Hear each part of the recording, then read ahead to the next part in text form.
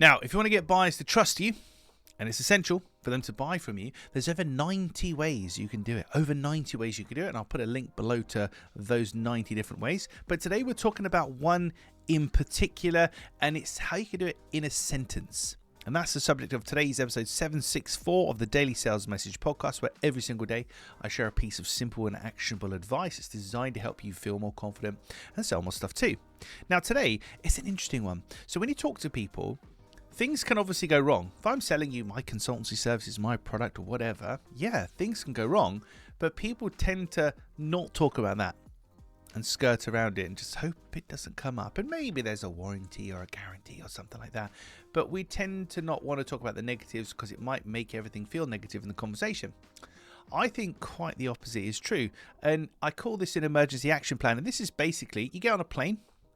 One of the first things they do is they hand you a card and it says, hey, we're not planning on crashing, but if we did crash, this is what you should do.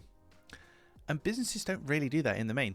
And I think you should. I think you should embrace it. Look, with all the will in the world, this is what should happen. Brilliant. But this could go wrong.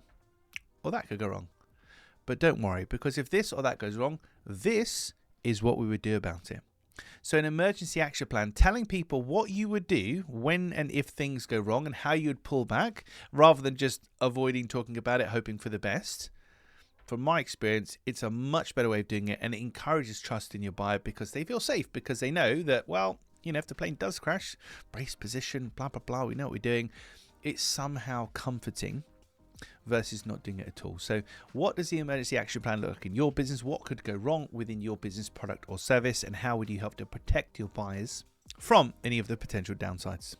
Right, that's it for this episode of the podcast. Tomorrow in 765, episode 765, a little trick to make the price of your offering smaller. A little trick to make the price of your offering smaller. We'll cover that in tomorrow's episode. In the meantime, if you haven't already, please hop on over to LinkedIn. You'll find me there, James in your Clear Sales Message. Send me a DM. Let me know what you like about the podcast and anything you'd like me to cover in a future episode. That's it for this one. I'll catch you tomorrow.